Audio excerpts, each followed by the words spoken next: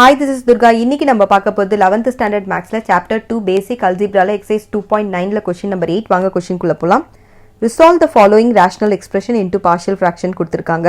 அதாவது x square plus 2x plus 1 divided by x square plus 5x plus 6. நான் already சொன்ன அதே Hyundai follow பண்ணுங்க.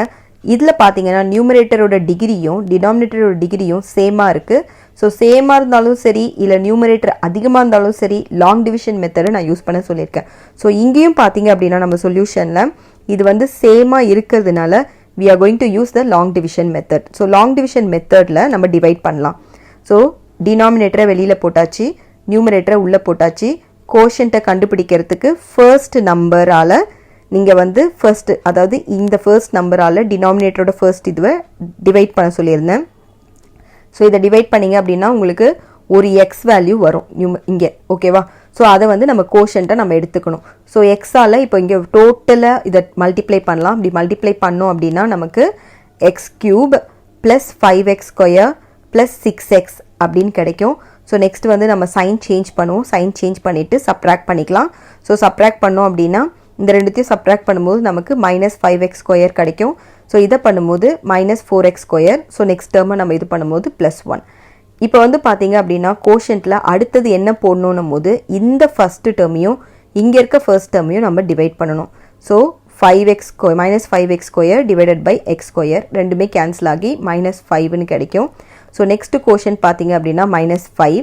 ஸோ மைனஸ் 5ஆல் இங்கே மல்டிப்ளை பண்ணிக்கலாம். So 5 into X square minus 5x square minus 5 into 5 minus 25x minus 5 into 6 minus 30.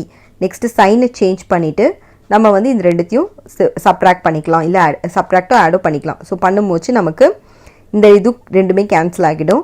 So next இதை மட்டும் பண்ணும்போது 21x கிடைக்கும். ஸோ இதில் வந்து ப்ளஸ் 31 கிடைக்கும். இப்போ நம்மளோட சம் எப்படி மாறிக்கும் அப்படின்னா கோஷன்ட்டை நீங்கள் ஒரு ஹோல் நம்பராக தான் கன்சிடர் பண்ணணும். ஸோ ஒரு கோஷன்ட்டை தனியாக எழுதிக்கலாம், அதாவது x மைனஸ் 5 அப்படின்னு சொல்லிட்டு ரிமைண்டரை நியூமரேட்டராகவும் நீங்கள் எதால் டிவைட் பண்ணிங்களோ அதை வந்து டினாமினேட்டராகவுமே யூஸ் பண்ணிக்கோங்க.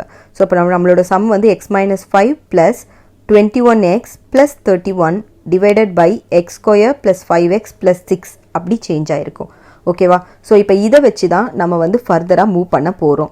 ஸோ இந்த சம் வந்து இப்போ நமக்கு இந்த மாதிரி சேஞ்ச் ஆயிடுச்சு, சரியா?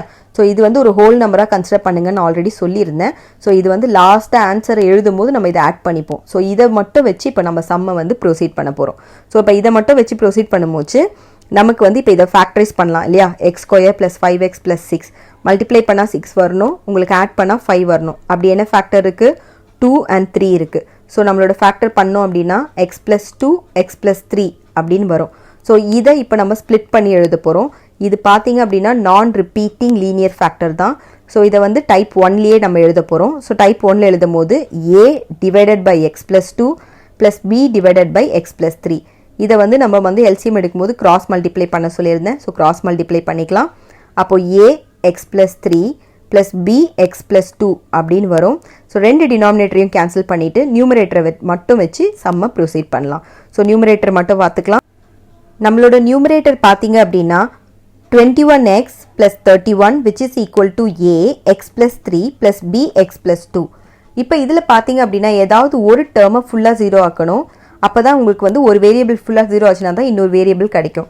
ஸோ நம்ம இப்போ இதில் வந்து பார்த்தோம் அப்படின்னா இந்த டேர்மை 0 ஆக்கணும்னா என்ன போடணும்? எக்ஸுக்கு வேல்யூ மைனஸ் 3ன்னு போடணும். ஸோ நம்ம எக்ஸுக்கு வேல்யூ இப்போ மைனஸ் 3ன்னு போட்டோம் அப்படின்னா ஏ டேர்ம் டோட்டலாக 0 ஆகிடும். அப்போ நம்ம வந்து அதை போடவே வேண்டாம், ஓகேவா? அதே மாதிரி இங்கே இருக்கிற எக்ஸுக்கும் நம்ம என்ன சப்ஸ்டியூட் பண்ணுவோம்? மைனஸ் 3ஆல் 21 மல்டிப்ளை பண்ணிக்கணும், சரியா? ஸோ அப்படி பண்ணும்போது 3 1s 3 3 2s 6. ஸோ மைனஸ் 63 அப்படின்னு கிடைக்கும். மைனஸ் 63 ப்ளஸ் 31 இது டோட்டலாக 0 ஆயிடுச்சு, இதை போட வேணாம். b எக்ஸுக்கு பதிலாக மைனஸ் 3 ப்ளஸ் 2 அப்படின்னு வரும். இப்போ பார்த்தீங்கன்னா மைனஸ் 3 ப்ளஸ் 2 வந்து மைனஸ் 1.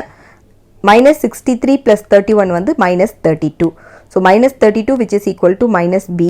ரெண்டு மைனஸும் கேன்சல் பண்ணிட்டோம்னா b equal to 32. இப்போ பார்த்தோம் அப்படின்னா நெக்ஸ்ட்டு இந்த டேர்மை 0 ஆக்கினா தான் நம்மளால a கண்டுபிடிக்க முடியும். இதை 0 ஆக்கிறதுக்கு எக்ஸுக்கு வந்து minus 2 அப்படின்னு சப்ஸ்டியூட் பண்ணணும். ஸோ இப்போ அதை நம்ம சப்ஸ்டியூட் பண்ணிக்கலாம்.